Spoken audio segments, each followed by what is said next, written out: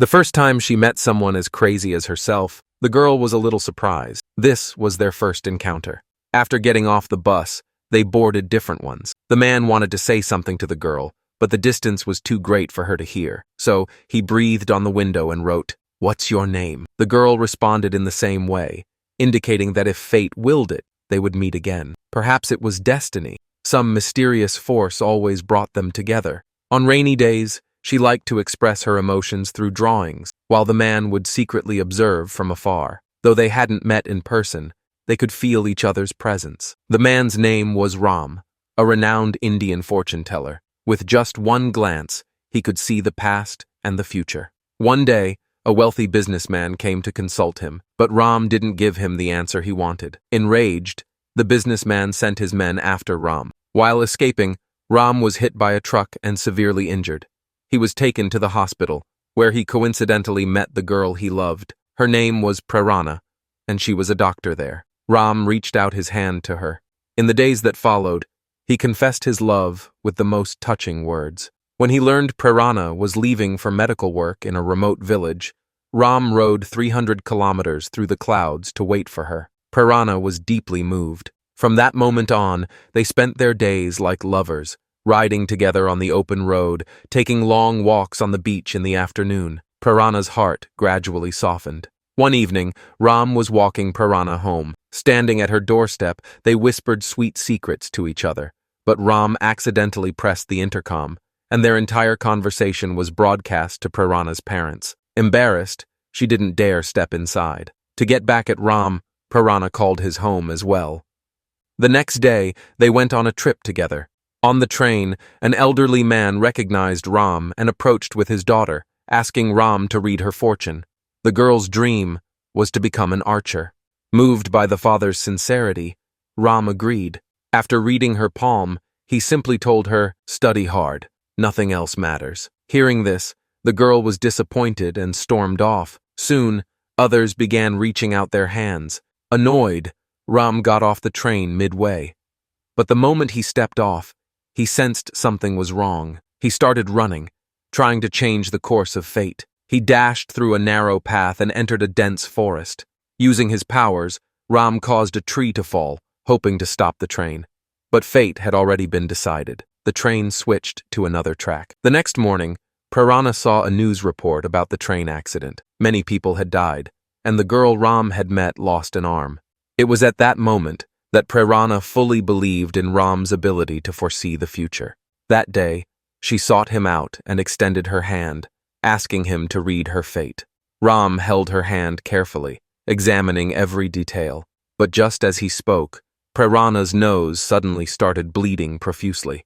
Moments later, she collapsed in Ram's arms. She was rushed to the hospital. Her uncle, who was also a doctor, examined her.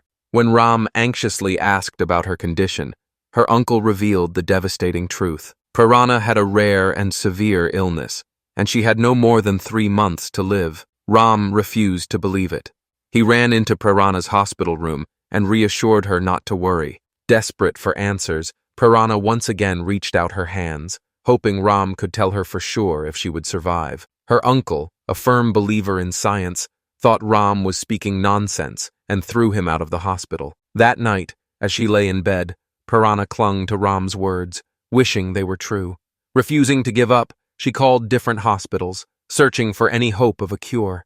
But every doctor gave the same answer. She wouldn't live past 3 months. Just then, her uncle walked into the room. With tears in her eyes, Prerana dropped to her knees and begged him to find Ram. He was the only one who had ever given her hope. Seeing her desperation, her uncle's heart softened, and he finally agreed. To test Ram's abilities, he secretly collected palm prints from deceased patients in the morgue. Handing them to Ram, he asked him to predict their fates. With just a glance, Ram accurately stated each person's death date and cause of death. Shocked, the uncle grabbed Ram's hand once more, asking if Prerana truly had a chance to live. Ram gave him an answer. The uncle relayed Ram's response to Prerana, reigniting the hope in her heart. Determined to confess her love, Prerana visited Ram's home, bringing a gift of beautiful silk for his mother. Later, Ram led her to his room for a tour. Lying on his bed, Prerana dreamed of their future together. As she absent-mindedly reached for a book, she realized it was a diary. Flipping through the pages, she found it filled with memories of their time together. Prerana couldn't help but smile, her eyes sparkling with joy. But when Ram entered the room, she quickly threw down the diary and pretended as if nothing had happened. Ram, however, noticed it on the bed.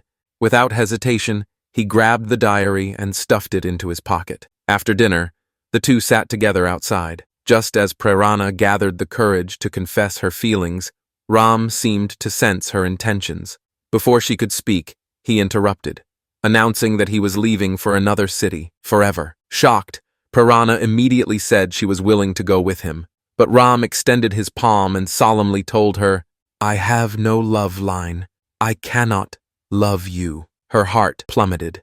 Back home, Prerana looked down at the clothes she had worn that evening before throwing them to the ground in despair. She sank into the bathtub, contemplating ending her own life. But as the morning sun rose over the mountains, she suddenly remembered the unfinished diary. She rushed to retrieve it from Ram's coat and finally understood. This separation had been foreseen all along. Ram's life was also nearing its end.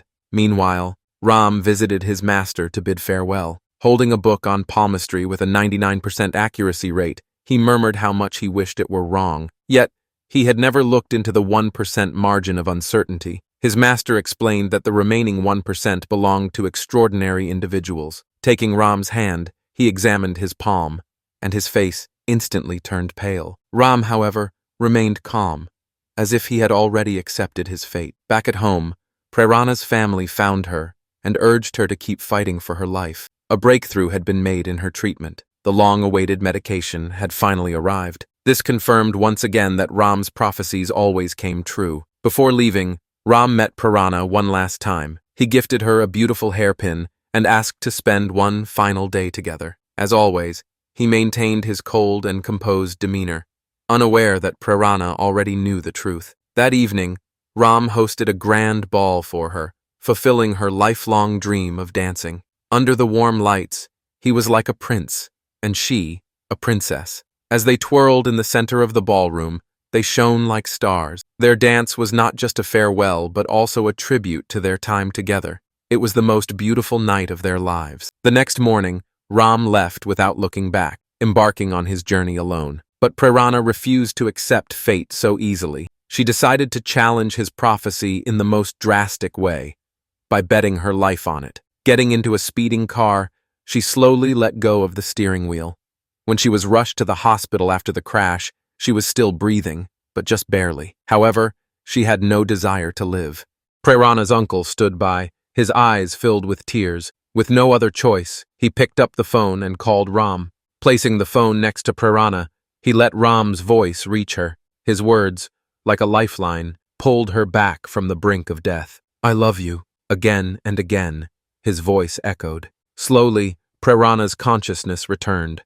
Moments later, she was rushed into the operating room. At the same time, Ram made a decision. He would fight against fate for love. Gathering every ounce of strength, he leaped onto a departing ship, but fate had its own cruel plans. The ship was caught in a massive tsunami.